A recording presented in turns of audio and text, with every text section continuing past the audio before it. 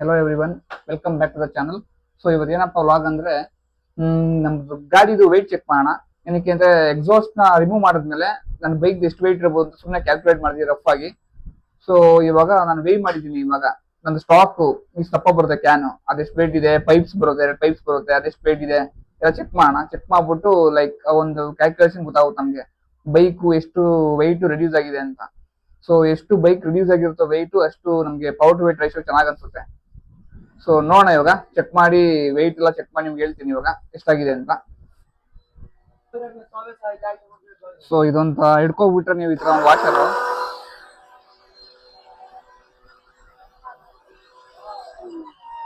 So ಈಸಿಯಾಗಿ wash ಮಾಡ್ಕೊಬೋದು ಗಾಡಿಗಳನ್ನ. ಇಷ್ಟ ಸೇವ್ ಆಗಿದೆ ನಮ್ಗೆ. ನಮ್ಮ ಫಾರ್ಚುನರ್ 2 ಬೈಕ್ಗಳು, ಕಾರ್ಗಳೆಲ್ಲ ಇದೆಲ್ಲ ವಾಶ್ ಮಾಡೋದು. ಸೊ ನೋಡಕ್ ಚಿಕ್ಕದಾಗಿದೆ, ಒಂದು ಚಿಕ್ಕ ಬಕೆಟ್ ಅಲ್ಲಿ ಎಲ್ಲಾನು ಆಗ್ಬಿಡುತ್ತೆ. ಸೊ ಬನ್ನಿ ವೆಯ್ಟ್ ಮಾಡೋಣ ಇವಾಗ ದುಕ್ಕಟ್ಟಿನ. ಓಕೆ, ಇವಾಗ ವೆಯ್ಟ್ ಮಿಷಿನ್ ಇಲ್ಲೇ ಇದೆ. ಸೊ ಇವಾಗ ಆಫ್ ಆಗಿದೆ, ಅದು ಆನ್ ಮಾಡಿ ಚೆಕ್ ಮಾಡಬೇಕು. ಸೊ ಲಾಸ್ಟ್ ಟೈಮು ಇದು ಟ್ಯಾಂಕ್ ಗ್ರಿಪ್ ಚೇಂಜ್ ಮಾಡಿದ್ದೀನಿ, ಹೆಂಗಿದೆ ಅಂತ ನೋಡಿ. ಸೊ ಒಂಥರ ಲುಕ್ ಚೆನ್ನಾಗಿ ಕಾಣಿದೆ ಇವಾಗ ಟ್ಯಾಂಕ್ ಗ್ರಿಪ್ ಚೇಂಜ್ ಮಾಡಿದ್ಮೇಲೆ. ಇದು ತುಂಬಾ ಇಂಪಾರ್ಟೆಂಟ್. ಇದು ಆಕ್ಚುಲಿ ಟ್ರ್ಯಾಕ್ ಎಲ್ಲ ಓಡಿಸೋದಕ್ಕೆ, ಕಾರ್ನರಿಂಗ್ ಮಾಡೋದಕ್ಕೆ ಗಾಡಿ ಮೇಲೆ ಒಳ್ಳೆ ಗ್ರಿಪ್ ಇರುತ್ತೆ. ಇದು ಒಂಥರ ರಬ್ಬರ್ ಐಟಮ್ ತರ ಇದೆ ಇದು. ಸೊ ಚೆಕ್ ಮಾಡೋಣ ಇವಾಗ, ಸ್ಟಾರ್ಟ್ ಮಾಡೋಣ. ಸೊ ನೋಡಿ ಇವಾಗ ಚೆಕ್ ಮಾಡೋಣ ವೆಯ್ಟ್ ಇವಾಗ. ಓಕೆ, ವೇ ಆಗ್ತಿದೆ.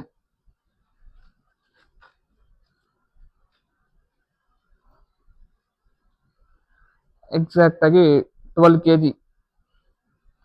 ಸೊ 12 kg ಇದೆ ಇದು ಎಕ್ಸಾಕ್ಟ್ ಆಗಿ. ಸೊ 12 kg ಇದೆ ನೋಡಿ. ಇಷ್ಟು ಏನೇನಿದೆ ಅಂದ್ರೆ ಇದೊಂದು ಡಿಕ್ಯಾಟ್ ಸಿಸ್ಟಮ್. ಇದು ಎಕ್ಸಾಸ್ಟ್ ಲೈಕ್ ಕ್ಲಿಪ್ ಅಂತ ಯೂಸ್ ಆಗುತ್ತೆ, ಇಲ್ಲ ಡಿಕ್ಯಾಟ್ ತರ ಇರುತ್ತೆ. ಇದೇ ನಿಮ್ಗೆ ಭಯಂಕರ ವೆಯ್ಟ್ ಇದೆ. ಇನ್ನದು ಬಿಟ್ರೆ 2 ಮಾಮೂಲಿ V4ದು 2 ಕನೆಕ್ಟಿಂಗ್ ಸಿಲಿಂಡರ್ಸ್ ಇದು. ಸೊ ಇದು ಎಕ್ಸಾಸ್ಟ್ ಕವರ್ ಬರ್ತಿದ್ದು. ಸೊ ನೋಡಿ ಇಷ್ಟು 12 kg ರಿಡ್ಯೂಸ್ ಮಾಡಿದೀವಿ ಇವಾಗ ಸ್ಟಾಕ್ ಎಕ್ಸಾಸ್ಟ್ ಇಂದ.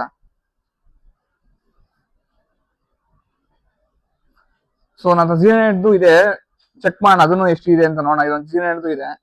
ಸೊ ಇದನ್ನು ಚೆಕ್ ಮಾಡಿ ಹೇಳ್ತೀನಿ ನಿಮ್ಗೆ ಎಷ್ಟು ವೇಟ್ ಇದೆ ಅಂತ. ಸೊ ಇದಂತೂ ದುಕಾಟಿ ಸ್ಟಾಕ್ ಎಕ್ಸಾಸ್ಟ್ ಬಂದು ನಿಮ್ಗೆ 12 kg ಇದೆ ಟೋಟಲ್ ಸೆಟಪ್. ಇಷ್ಟಕ್ಕೆ 12 kg ಇದೆ ಇದು. ಸೊ ಚೆಕ್ ಮಾಡೋಣ ಇವಾಗ ನಮ್ಮ Z9 ಎಷ್ಟಿದೆ ಅಂತ. ಸೊ ಟರ್ಬಿಗ್ ನೋಡಿ ಬಾಕ್ಸ್ ಇದು. ಈ ಬಾಕ್ಸ್ ಎಕ್ಸಾಸ್ಟ್ ಬಂದಿದೆ ನಮಗೆ. ಸೊ ಎಲ್ಲ ಸ್ಟಾಕ್ ಎಲ್ಲ ಇಟ್ಬಿಡ್ತೀವಿ ಇವಾಗ. ವಾಪಸ್ ಪ್ಯಾಕ್ ಮಾಡಿ ಇಟ್ಬಿಡ್ತೀನಿ ಇವಾಗ, ಬೇಕಾಗುತ್ತೆ ಫ್ಯೂಚರ್ ಅಲ್ಲಿ.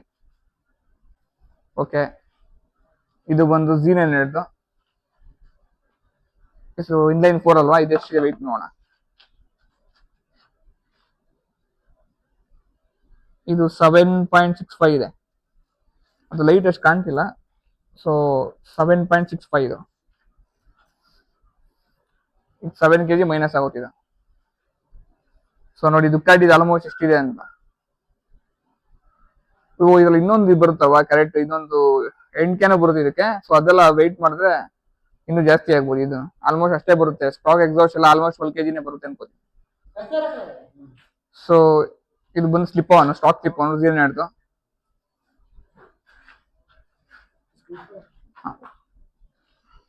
ಇಟ್ಬಿಟ್ಟು 2 ವೆಯ್ಟ್ ಚೆಕ್ ಮಾಡೋಣ. ಸೊ ನೋಡ್ಕೊಂಬಂದ್ವಿ ಇವಾಗ. ನಮ್ಗೆ ಇವೇನು ಇವಾಗ ಆಲ್ಮೋಸ್ಟ್ ಇವಾಗ ನನ್ನ ವೆಯ್ಟ್ ಬಂದು 12.5 kg. ನಮ್ದು ದುಕಾಟಿದು ಸ್ಟಾಕ್ ಎಕ್ಸಾಸ್ಟ್ ವೆಯ್ಟ್ ಕಮ್ಮಿ ಆಗಿದೆ ಇವಾಗ ನಮ್ಮ ಬೈಕಲ್ಲಿ. ಸೊ ನಿಮ್ಗೆ 12.5 ಅಂದ್ರೆ ತುಂಬಾನೇ ವೆಯ್ಟ್ ಜಾಸ್ತಿ ಆಯ್ತು. ಏನಕ್ಕೆ ಅಂದ್ರೆ ಸ್ಟಾಕ್ V4 ಬಂದು ನಂದು 191 kg ಇರುತ್ತೆ. V4S ಬಂದು 187. ಏನಕ್ಕೆ ಅಂದ್ರೆ ಅದರದ್ದು 4 ವೀಲ್ಸ್ ಬರುತ್ತೆ. ಸೊ ಅದರಿಂದ ಅದಕ್ಕೆ ವೆಯ್ಟ್ ಕಮ್ಮಿ ಆಗುತ್ತೆ. ನಿಮ್ಗೆ ಈ V4 ಅಲ್ಲಿ ನೋಡಿ, compare to older version V4 ಅಲ್ಲಿ ನಿಮ್ಗೆ ವೆಯ್ಟ್ ಬಂದು 198 ಇರುತ್ತೆ. ಲೈಕ್ 23 ಮಾಡಲ್, 24 ಮಾಡಲ್ ಬಿಹೈಂಡ್ ನಮ್ದು ಇಂಡಿಯಾ ಮಾಡಲ್ಸ್. ಸೊ ನೋಡಿ, compare to older generation, present generation ಯಾವುದೇ ಬೈಕ್ ಆಗಿರ್ಲಿ ಆಲ್ಮೋಸ್ಟ್ ವೆಯ್ಟ್ ರಿಡಕ್ಷನ್ ಆಗ್ತಾ ಬರ್ತಿದೆ. ಏನಕ್ಕೆ ಅಂದ್ರೆ ಟ್ರ್ಯಾಕ್ ಅಲ್ಲಿ ಈಸಿ ಆಗ್ಲಿ, ಈಸಿಯಾಗಿ ಹ್ಯಾಂಡ್ಲಿಂಗ್ ಮಾಡೋದಕ್ಕೆ ರೈಡರ್ಸ್ ಈಸಿ ಆಗ್ಲಿ ಅಂತ. ಸೊ ನನ್ನ V4 ಇವಾಗ ಆಲ್ಮೋಸ್ಟ್ 12 kg ವೆಯ್ಟ್ ಡೌನ್ ಆಯ್ತು. 12 kg ವೆಯ್ಟ್ ಡೌನ್ ಮಾಡೋದ್ರಲ್ಲಿ ಅದರಲ್ಲಿ 6 kg ಕಟ್ ಆಫ್ ಮಾಡೋಣ. ಈಗ ಹೊಸ ಎಕ್ಸಾಸ್ಟ್ ಹಾಕಿದೀವಲ್ಲ ಫುಲ್ ಸಿಸ್ಟಮ್. ಸೊ ಅದೊಂದು 6 kg ಬರುತ್ತೆ. 6 kg ಹಾಕೊಟ್ರೆ 185 ಬರುತ್ತೆ. ನಾನು ಅದು ಲೆಕ್ಕ ಇಟ್ಕೊಂಡ್ರೆ 185. ಸೊ 185 ನಾನು ಫೆಂಡರ್ ರಿಮೂವ್ ಮಾಡಿದ್ದೀನಿ, ಆಮೇಲೆ ಮಿರರ್ಸ್ ರಿಮೂವ್ ಮಾಡಿದ್ದೀನಿ, ಚಿಕ್ಕ ಪುಟ್ಟದೆಲ್ಲ ಅದಕ್ಕೆ ಎಕ್ಸ್ಟ್ರಾ ಆಕ್ಸೆಸ್ ರಿಮೂವ್ ಮಾಡ್ಬಿಟ್ಟಿದ್ದೀನಿ. ಅದೆಲ್ಲ ಸೇರಿದು ಒಂದು 1 kg ಅಂತ ಅನ್ಕೊಳ್ಳೋಣ. ಸೊ ನನ್ನ ಗಾಡಿ ಆಲ್ಮೋಸ್ಟ್ ಕ್ಲೋಸ್ ಟು 185 ಒಳಗಡೆ ಇದೆ. ಇವಾಗ ಹೊಸ V4S ವೆಯ್ಟ್ ಗಿಂತ 3 kg ಕಮ್ಮಿನೇ ಆಗ್ಬಿಡುತ್ತೆ. ಸೊ ಇವಾಗ ಇದ್ರಲ್ಲಿ ಏನಪ್ಪಾ ನಮ್ಗೆ ಈ ತರ ವೆಯ್ಟ್ ರಿಡಕ್ಷನ್ ಮಾಡಿದ್ರೆ ನಿಮ್ಗೆ ಅಡ್ವಾಂಟೇಜ್ ಜಾಸ್ತಿ ಅಂದ್ರೆ ಪವರ್ ಟು ವೆಯ್ಟ್ ರೇಷಿಯೋ ನಿಮ್ಗೆ ಇಂಪ್ರೂವ್ ಆಗುತ್ತೆ. ಇವಾಗ ನಿಮಗೆ ವೆಯ್ಟ್ ಕಮ್ಮಿ ಆಯ್ತಾ ಬಂತ, ನೀವು ಎಕ್ಸಾಸ್ಟ್ ಪವರ್ ಜಾಸ್ತಿ ಆಗುತ್ತಲ್ಲ, ಗಾಡಿ ರೆಸ್ಪಾನ್ಸ್ ಚೆನ್ನಾಗಿರುತ್ತೆ, ಇಮಿಡಿಯೇಟ್ ಆಗಿ ನಿಮ್ಗೆ ಹ್ಯಾಂಡ್ಲಿಂಗ್ ಸೂಪರ್ ಆಗಿರುತ್ತೆ, ಒಂದೇ ಗ್ರಾಫ್ ಅಲ್ಲಿ ಹೋಗ್ಬಿಡುತ್ತೆ ಸ್ಪೀಡ್ ನಮ್ ದುಕಾಟಿ. ಇವಾಗಂತೂ ಲೈಕ್ 300 ಅಂತೂ ಈಸಿ ಪೀಸಿ ಆಗ್ಬಿಟ್ಟಿದೆ ಇವಾಗ ನಮ್ಗೆ ದುಕಾಟಿಲಿ. ಇವಾಗ ಹ್ಯಾಂಡ್ಲಿಂಗು ತುಂಬಾ ಈಸಿ ಆಗಿದೆ. ವೆಯ್ಟ್ ಇಲ್ಲ ಅಂದ್ರೆ ನನ್ನ ಪ್ರಕಾರ ಗಾಡಿ ಬೆಸ್ಟ್ ಹ್ಯಾಂಡಲ್ ಇನ್ ಟ್ರ್ಯಾಕ್ಸ್ ಅನ್ಕೊಳ್ಳಿ.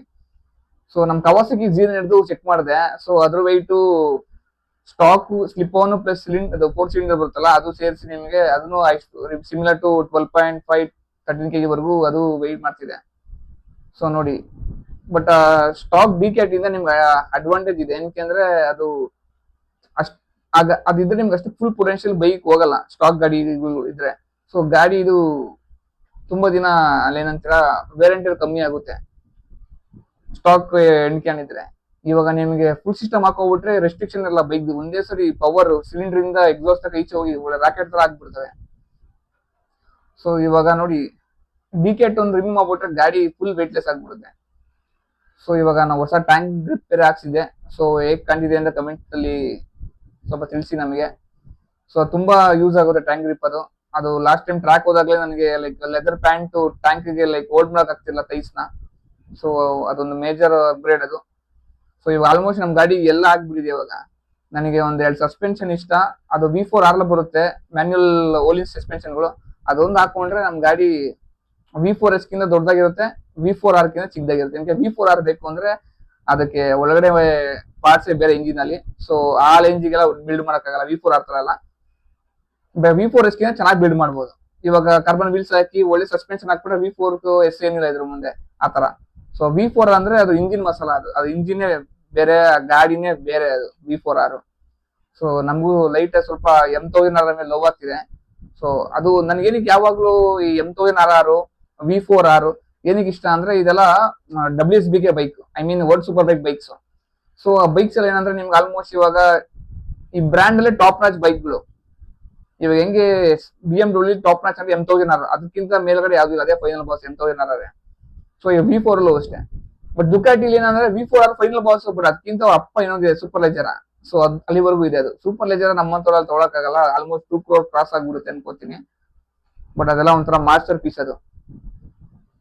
ಅಷ್ಟು ದುಡ್ಡು ತಗೊಳತ್ರ ಇದ್ರು ನಾವು ತಗೊಳಕ್ಕೆ ಬೇಜಾರು. ಏನಕ್ಕೆ ಅದು ಕಂಪ್ಲೀಟ್ ಅದು ಟ್ರ್ಯಾಕ್ ಅಲ್ಲೇ ಓಡಿಸ್ಬೇಕು, ಎಲ್ಲ ಕಾರ್ಬನ್ ಫೈಬರ್ ಅದು. ಸೊ ಅದು ರೋಡಲ್ಲೆಲ್ಲ ನಾವು ಓಡ್ಸಕ್ಕೆ ಆಗಲ್ಲ ಅನ್ಕೊಳ್ಳಿ. ಅದು ಸ್ವಲ್ಪ ಪ್ಯಾತ್ ಹೊಡಿತು ಅಂದ್ರೆ ಚಾಸಿನೇ ಕಟ್ ಆಗ್ಬಿಡುತ್ತೆ. ಸೊ ಅದು pure track weapon super leisure. ಅದು ಒಂಥರ ಮೋಟರ್ ಸೈಕಲ್ ಇಂಡಸ್ಟ್ರಿಲೇ ಒಂಥರ ಅದು ನಿಮ್ಗೆ ಡೈಮಂಡ್ ಇದ್ದಂಗೆ. ಸೊ ಇದು ಇವತ್ತಿನ ಲಾಗ್ ಆಗಿತ್ತು. ಸೊ ನೋಡೋಣ, ಏನಾದ್ರು ದೇವ್ರ ಆಶೀರ್ವಾದ ಚೆನ್ನಾಗಿತ್ತು ಅಂದ್ರೆ ಒಂದ್ M1000R ತಗೊಳ್ಳೋ ಅಂತ ತುಂಬಾ ಆಸೆ ಆಗಿದೆ. ಬಟ್ ಸದ್ಯಕ್ಕಂತೂ ಆಗಲ್ಲ. ಸೊ V4 ಹಿಡ್ಕೊಂಡೆ ಚೆನ್ನಾಗಿ ಓಡಿಸ್ತಾ ಇರ್ತಾರನ್ನ, ಆಮೇಲೆ ನೋಡ್ಕೊಳ್ಳೋಣ. ಸೊ ಮುಂದಿನ ಲಾಗಲ್ಲಿ ಸಿಗೋಣ. Thank you.